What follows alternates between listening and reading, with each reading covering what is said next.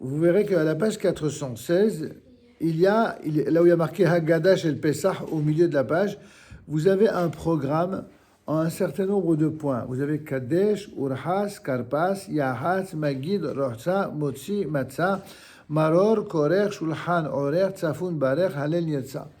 Qu'est-ce que c'est que ces mots-là? Vous avez en tout, il y a 1, 2, 3, 4, 5, 6, 7, 8, 9, 10, 11, 12, 13, 14, 15. Vous avez 15 mots qui correspondent aux 15 étapes du Seder de Pessah. Hana, s'il te plaît, assieds-toi et reste attentif. Nous avons 15 mots correspondant aux 15 étapes du Seder de Pessah. Que signifie le mot Seder lui-même? Vous savez? Le mot Seder, ça signifie effectivement l'ordre. De l'ordre. La base fondamentale de la vie juive, c'est d'avoir une vie qui soit ordonnée, qui respecte un ordre, qui respecte des règles. Et pour nous, c'est cela qui permet d'accéder à la liberté, puisque la fête de Pessah par excellence s'appelle la fête de la liberté.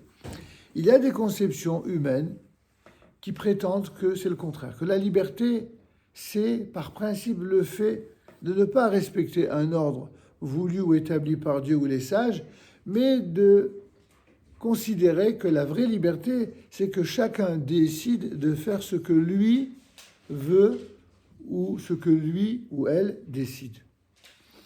Eh bien, même si on comprend que cette vision de la liberté soit attrayante, soit attirante, soit même presque naturelle chez beaucoup, eh bien, on considère que ce n'est pas ainsi la réalité dans laquelle nous reconnaissons dans le judaïsme. Pour nous, dans le judaïsme, on considère au contraire que Dieu nous a créés avec une sorte de double nature. Une nature qui nous amène vers le haut, vers le ciel, mais aussi vers l'élévation, vers la progression. Notre progressisme à nous, c'est un progressisme moral. Alors que d'autres, le progressisme, leur conception à eux du progressisme, c'est justement d'entraver la volonté divine et sa morale, et même de la contrecarrer et de s'opposer en permanence à ces décisions. C'est pas dit de manière aussi crue et aussi directe, mais c'est grosso modo cette vision du monde qui fait qu'évidemment, ces visions-là, en tout cas, semblent totalement incompatibles. Eh bien, même ça, on ne le dit pas dans le judaïsme. Pour nous, on sait que c'est vrai que la vision la plus contraire au judaïsme, c'est ce qu'on appelle l'idolâtrie. Mais n'allez pas croire que l'idolâtrie, c'est tout ce qui n'est pas conforme au judaïsme. Ce n'est pas exactement comme ça. Le judaïsme, c'est évidemment l'absence d'idolâtrie, c'est la sainteté d'Israël, c'est vrai. Mais dans cette sainteté d'Israël et dans cette volonté de respecter la volonté d'Hachem, il y a une respectabilité qui est tout à fait reconnue dans toutes les nations de la terre qui ne sont pas idolâtres. C'est pas parce qu'on appartient aux nations qu'on est forcément idolâtre. C'est pas parce qu'on appartient à ce qu'on appelle les goïms, les nations, que du coup, c'est pas, en tout cas, ça n'est pas automatique. Les nations ne deviennent idolâtres en général que par leur opposition drastique à Israël. Souvent, les antisémites sont des idolâtres. Mais pourquoi? C'est parce que ils ont cultivé une inimitié qui s'est vite transformée en haine, que ce soit par jalousie ou pour 1000 autres raisons. Vous pouvez compter sur eux pour qu'ils réinventent chaque fois des raisons originales dans chaque génération. Et à cause de cette haine, eh bien, du coup, ils ont pour obsession de permettre tout ce que la Torah interdit et au contraire d'interdire tout ce que la Torah recommande. Regardez autour de vous. Pour nous, nous avons des règles de Brit Mila, du Shabbat, de Shrita, c'est-à-dire de l'abattage rituel. Eh bien, qu'est-ce que les idolâtres font? Ils font tout pour s'opposer à ça. Comme si nous, on les empêchait de vivre avec ça. On ne les empêche pas du tout. Ils n'ont rien d'autre à faire que d'occuper leur vie à nous pourrir la nôtre. C'est comme ça. Et c'est comme ça depuis des siècles. Alors pourquoi c'est comme ça? On reviendra par la suite. C'est des questions tellement profondes que ce n'est pas en un instant. En tout cas, une chose qui est importante, c'est que ces 15 points sont les 15 étapes fondamentales pour la compréhension du Seder. C'est-à-dire, on a dit que ça veut dire un ordre, ça veut dire également un programme. Notre programme du Seder de Pessah, c'est de comprendre à travers tout ce qu'on va faire autour de la table, un tamtsit, c'est-à-dire un condensé de l'histoire du peuple d'Israël, de la vie juive et de notre relation, tantôt à Dieu, tantôt aux nations. Ça fait beaucoup, ça, énormément. Et ceci symbolisé par un certain nombre de choses. Le kiddush, pourquoi on le fait en premier? Pourquoi le kiddush on le fait en premier avec le vin? Parce que cela est le plus caractéristique de ce que doit être Israël. Le peuple d'Israël doit être un peuple kadosh, un peuple saint, un peuple qui sanctifie, qui se sanctifie lui-même par les commandements divins qu'il doit respecter, mais également que grâce à cette sainteté-là, il puisse produire une lumière de bienveillance et de bonté et d'amour pour les autres nations, y compris celles qui ne sont pas comme nous. On n'a jamais cultivé la haine des non-juifs. Pourtant, certains nous ont fait beaucoup de mal. On aurait, nous, des raisons de ne pas aimer tantôt telle religion, tantôt telle autre religion, tantôt tel peuple, tantôt... On aurait toutes les raisons du monde de casser des magasins et de brûler des voitures, comme certains font. Non. On ne fait rien de tout cela parce qu'on n'est pas des malfrats et parce qu'on ne veut pas l'être. On veut être, et au plan individuel et au plan collectif, des êtres qui nous battons pour des choses qui sont valeureuses, des choses qui sont droites, des choses qui sont intègres. C'est ça aussi faire de l'ordre dans sa vie. Et c'est ça le Seder de Pessah auquel nos sages nous invitent. Vous comprenez cela, mes enfants? C'est pourquoi, d'abord, on commence par le Kadesh, par le Kiddush. C'est comme on fait tout pour le vendredi soir, pour montrer que ce qui est au-dessus de tout, c'est la sainteté. Après que nous passions à la sainteté, il faut, pour la maintenir, cette sainteté, se débarrasser de l'impureté. Alors la deuxième étape, Urchatz, on se lave les mains. On se lave les mains parce que symboliquement, quand on se lave les mains, on se débarrasse de l'impureté, non seulement c'est de l'impureté apparemment corporelle, mais au-delà de l'impureté corporelle, c'est l'impureté de toutes les autres impuretés, de nos pensées, de nos arrière-pensées, de nos intentions. Il faut se débarrasser de tout ça. Donc symboliquement, on se lave les mains. Et cette première fois, d'ailleurs, sans bénédiction, on verra pourquoi après. Troisième étape, passe le céleri. Le céleri qu'on va tremper. Alors pourquoi? Parce que de là, on va apprendre des règles liées à la notion aussi de pureté. Je ne vais pas trop m'apesantir parce que c'est un peu plus compliqué pour des enfants. Ensuite, Yahatz, là c'est plus facile. Yahatz, on prend, vous voyez, les trois matzot qu'on appelle les matzot shumurot. Alors certaines sont un peu plus rondes que, comme vous le voyez ici, et d'autres sont également rondes, mais un peu plus larges, peu importe le type de matzah, shumura. L'idée, c'est que toutes les matzot, en vérité, sont shumurot. Toutes les matzot font l'objet d'une manière particulière de pétrir la pâte en moins de 18 minutes, tout inclus, y compris la cuisson, etc., dans des conditions très précises, exactement comme à l'époque, la pâte qui n'avait pas eu le temps de monter. Et c'est pour ça, entre autres, que nous mangeons les fameuses matzot de Pessah. Maintenant, ces matzot-là, elles ont une signification qui est beaucoup plus profonde encore que leur symbole apparent. Il y a marqué « Ushmartem et matzot ». Dans la Torah, il y a marqué « Vous observerez, vous respecterez les matzot ». Pour nous dire qu'il faut respecter la fête de Pessah. Et il dit la Gemara, ça veut dire quoi, Ushmartem et matzot? Rana, tu peux t'asseoir s'il te plaît? Si tu écoutais un petit peu ce que je dis, tu verrais que tu ne serais pas occupé par autre chose. Ushmartem et matzot. Ça veut dire quoi, Ushmartem et matzot? Vous observerez, vous respecterez les matzot. La Gemara dit, ne lis pas simplement matzot, mais mitzvot, puisque ce sont les mêmes lettres qui désignent le mot matzot, les pains azim, mais également les mitzvot. Quel rapport entre les matzot et les mitzvot? Viennent nos sages et nous dire ce que l'on apprend le jour de Pessah, particulièrement. C'est que l'attitude que l'on doit avoir avec les mitzvot de la Torah en général, c'est celles qui nous ont permis d'avoir des matzot. De la même manière qu'on a eu des matzot parce qu'on n'a pas laissé la pâte lever, on n'a pas laissé le temps à la pâte d'enfler, de gonfler.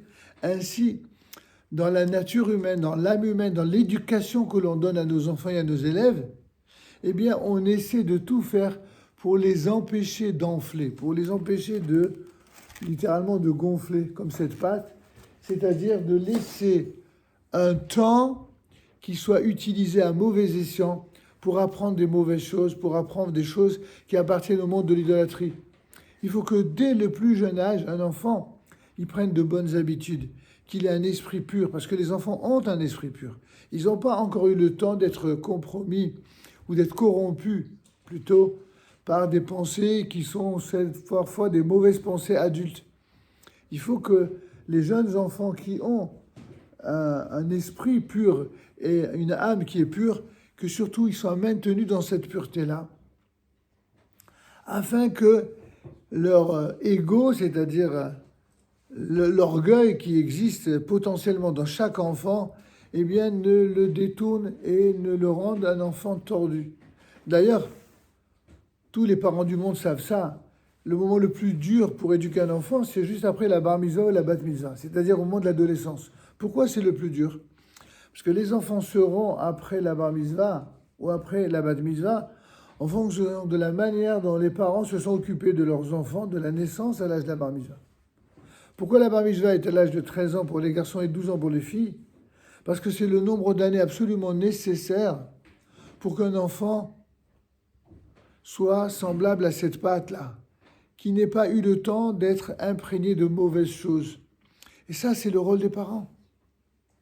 Le rôle des parents.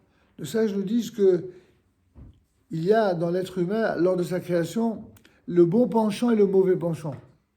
Sauf que le bon penchant, il est en off pendant 13 ans. Il marche pas. Comme lorsque vous avez une prise, vous appuyez dessus, puis il n'y a pas de voyant lumineux. Ça ne marche pas. Dieu, il a créé ce bon penchant, mais il n'a créé que pour être en fonction à partir de la bar mitzvah. Ah bon? Et pourquoi ça? Pour obliger les parents à jouer leur rôle de parents. Pour les obliger à donner tout. Tu entends, Binyamin, Shimon? Pour donner tout à leurs enfants. Tout ce qui est... Je ne me rends même pas compte. Pour donner tout à leurs enfants, ça veut dire quoi, donner tout? Il y a des enfants qui croient, parce que ce sont des enfants gâtés, ou parce que leurs propres parents ont été des enfants gâtés, ils croient que aimer ces enfants, c'est simplement leur donner l'argent de poche, leur donner à boire et à manger. Mais même un animal, il fait ça. Peut-être pas l'argent de poche, ok, je vous l'accorde. Mais même un animal, il donne à manger à ses enfants. Qu'est-ce qui fait la différence entre un être humain et un animal? La différence, c'est qu'un être humain qui est fait à l'image de Dieu, il ne donne pas qu'à boire et à manger à son enfant. Il ne donne pas que l'affection d'une mère ou la tendresse peut-être d'un père. Il doit donner des règles qui cadrent l'enfant. Il lui donne, et ça c'est le devoir des parents. C'est surtout le devoir du père en ce qui concerne la Torah, l'étude, et en ce qui concerne la morale, c'est le devoir d'une mère. L'un comme l'autre ont un devoir essentiel, indispensable pour que l'enfant pousse bien. Et si ça n'a pas été fait pendant les 13 années de vie, les premières années pour un garçon ou 12 pour une fille, alors après, c'est une catastrophe. Le moment de la puberté où un garçon ou une fille se transforme et devient jeune homme ou jeune fille, eh bien, c'est très très mal vécu et ils deviennent insolents, ils deviennent orgueilleux, ils deviennent parfois même méchants et ingrats vis-à-vis de ceux qui leur ont fait du bien. Pourquoi c'est comme ça? Parce que le bien, c'est pas quelque chose qui s'apprécie à sa juste valeur, mais il s'apprécie en fonction de la valeur de celui qui en bénéficie. Si un enfant, il est grand dans la spiritualité, dans la moralité, même quand il est petit, alors il va bien grandir après la bar mitzvah. Mais si dans sa tête, c'est pas clair, s'il n'est pas équilibré, si les parents n'ont pas donné simplement à boire et à manger, physiquement, mais ils ont aussi à donner à boire et à manger spirituellement, ils leur ont donné des valeurs. Alors même s'il y a des moments inexorables d'incompréhension, de friction, ça, finalement, ça grandit bien. Ça évolue bien. Pourquoi? Parce que l'essentiel est là. Pour terminer sur cette longue introduction, nos sages nous disent que il y a 3 forces essentielles qui dirigent et qui guident la vie d'un juif. Il y a ce qu'on appelle les forces de l'âme, il y a les forces de l'intellect ou de la réflexion, et les forces du cœur. Ces trois forces sont aussi importantes l'une que l'autre, sont indispensables. Maintenant, la proportion de ces forces-là diffère selon les situations. Mais celle qui est la plus élevée, c'est l'âme, c'est-à-dire la partie divine qui est en nous. C'est ça qui fait que quelqu'un est vraiment quelqu'un de bien. Juste après, c'est l'intellect. C'est en dessous, mais c'est important encore. C'est-à-dire que quelqu'un qui ne fait pas un effort de réflexion, vous voulez grandir, vous voulez être en bonne santé, obligez-vous à étudier des choses difficiles. Obligez-vous à réfléchir. Obligez-vous à lire des choses que vous ne comprenez pas au début, mais que vous apprenez à comprendre. C'est le plus grand gage de longévité. Il y a des gens qui croient que la longévité, c'est simplement faire le footing tous les matins. Hein, et c'est très important de faire du sport et d'avoir une activité physique. Personne ne dit le contraire. Mais il y en a, ça tourne à l'obsession. Et arrivé à l'âge de 50 ou 60 ans, ils commencent à avoir mal aux genoux parce qu'ils ont trop couru. Puis ensuite, aïe. Bon, ça vaut pas mieux pour ceux qui mangent sans arrêt et qui ne font pas de sport. Hein. Mais ce que je veux simplement dire que toutes ces choses dont on dit qu'elles sont là pour empêcher de vieillir, c'est du bluff. Ça n'empêche pas de vieillir du tout. Si vous voulez rester jeune, il faut le l'être dans votre tête. Si vous êtes jeune dans votre tête, alors là, vous serez jeune même dans le reste. À condition, comme je l'ai dit, de faire attention au corps, de faire attention à ne pas manger avec excès, de faire du sport, oui. Mais n'inversez pas l'ordre des priorités, mes enfants. Vous avez des sages qui ont étudié la Torah depuis leur plus jeune âge, comme vous le faites aujourd'hui. Ces sages-là, ils atteignent 90, 95 ans, 100 ans. Et vous voyez, Dieu bénisse, à l'âge de 100 ans. Ok, ils ne sont peut-être pas une forme physique exceptionnelle, mais Baruch Hashem, ils sont physiquement fatigués parce qu'on le serait à moins à cet âge-là. Il y en a qui sont fatigués même à l'âge de 8 ans. Donc à l'âge de 100 ans, ils sont fatigués. Mais ils ont une tête, Dieu bénisse. Ils ont toute leur tête. Ils réfléchissent. Ils ont des paroles cohérentes. Et vous avez des gens qui passaient, j'ai en tête quelqu'un que j'ai connu comme ça. Il était fier de dire « Baruch Hashem, tout va bien ». D'accord, le gars, il se levait tous les matins à 10h du matin. Il restait 1 heure dans le bain moussant. Et après, 1 heure pour le petit déjeuner. Baruch Hashem. D'accord. Voilà. Et ce gars-là, arrivé à l'âge de 60 ans, chic, Alzheimer. Il n'y a plus rien qui fonctionne. Pourquoi il n'y aurait plus rien qui fonctionne? Pourtant, il vivait comme un coq en pâte. Il vivait d'une manière... il kiffait, comme disent nos amis tunisiens. Il kiffait. Le problème, c'est que, voilà, il a peut-être kiffé, mais il s'est, sans s'en rendre compte, il s'est handicapé. Il s'est handicapé parce qu'il n'a pas fait fonctionner son esprit. Rappelez-vous, l'âme, ensuite l'intellect et ensuite le cœur. L'âme s'est donnée à sa vie humaine une dimension qui puise sa force dans Dieu, directement. L'intellect, c'est une des capacités divines dont on a été gratifié qui nous amène à apprendre à réfléchir, mais de manière droite et intègre grâce à la Torah. Enfin, le cœur, c'est ce qui permet d'être généreux, pas qu'avec Dieu ou avec les sages, mais avec ses semblables.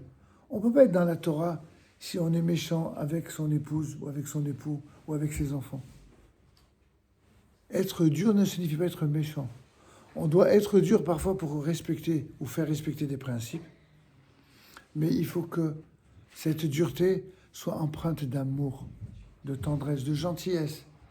Tout ça, c'est l'équilibre voulu par la Torah. Vous comprenez, mes enfants, c'est un peu difficile, je sais, pour les plus jeunes, mais bon, maintenant, on a dit que c'est comme ça que vous allez vivre longtemps, que vous allez grandir.